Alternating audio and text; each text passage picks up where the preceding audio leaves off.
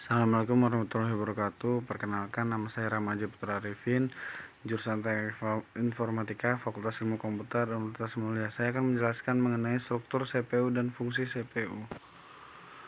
Tujuan saya menjelaskan ini adalah menjelaskan tentang komponen utama CPU dan fungsi CPU, membahas struktur, fungsi internal prosesor, organisasi ALU, kontrol unit dan register, menjelaskan fungsi prosesor dalam menjalankan instruksi-instruksi mesin.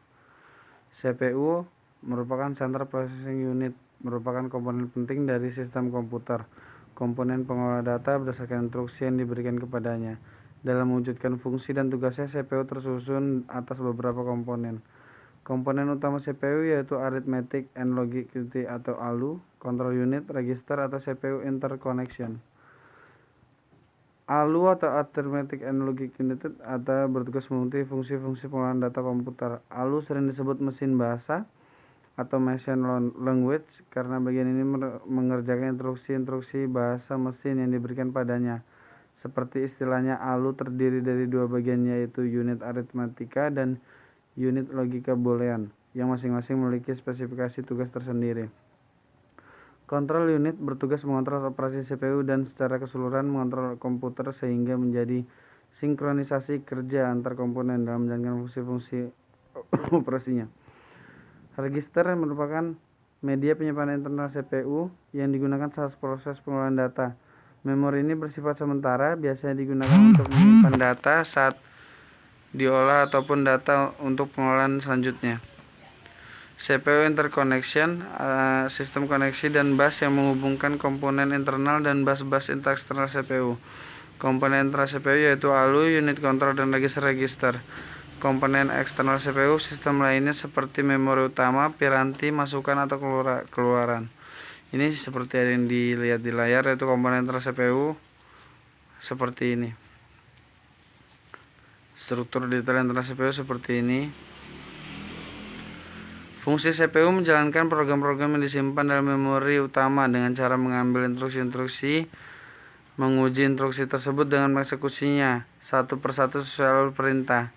Pandangan paling sederhana proses eksekusi program adalah dengan mengambil pengolahan instruksi yang terdiri dari dua langkah, yaitu operasi pembaca instruksi atau fetch dan operasi pelaksanaan instruksi atau execute.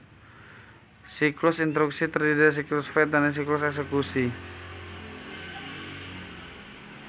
Siklus fetch dan eksekusi. Pada setiap siklus instruksi, CPU awalnya akan membaca instruksi dari memori. Terdapat register dalam CPU yang berfungsi mengawasi dan menghitung instruksi. Selanjutnya disebut dengan program counter atau PC. PC akan menambah suatu hitungannya setiap kali CPU membaca instruksi. Instruksi-instruksi yang dibaca akan dibuat dalam register instruksi atau IR. Instruksi ini dalam bentuk kode-kode biner yang dapat diimplementasikan oleh CPU kemudian dilakukan aksi yang diperlakukan. Aksi CPU, memori perpindahan dari CPU ke memori dan sebaliknya. CPU atau I/O, perpindahan data dari CPU ke modul I/O dan sebaliknya. Pengolahan data, CPU membentuk jumlah operasi aritmatika dan logika terhadap data. Kontrol merupakan instruksi untuk pengontrolan fungsi atau kerja. Misalnya instruksi pengubahan urusan eksekusi. Siklus eksekusi merupakan Instruction Address Calculation atau IAC, yaitu mengalkulasi atau menentukan alamat instruksi berikutnya yang akan dieksekusi. 2. Instruksi fetch if, yaitu membawa atau mengambil instruksi dari lokasi memori ke CPU. IOD atau Instruction Operation Decoding, yaitu menganalisis instruksi yang menentukan jenis operasi yang akan dibentuk. Operand Address Calculation atau OAC, yang menentukan alamat operand. Hal ini dilakukan apabila melibatkan referensi operand pada memori. Operand fetch atau OF adalah mengambil operand dari memori atau dari modul I/O. Data operation atau DO yang membentuk operasi yang diperintahkan dalam instruksi. Operand system OS atau menyebabkan isolasi dalam memori. Diagram siklus instruksi seperti ini. Lanjut.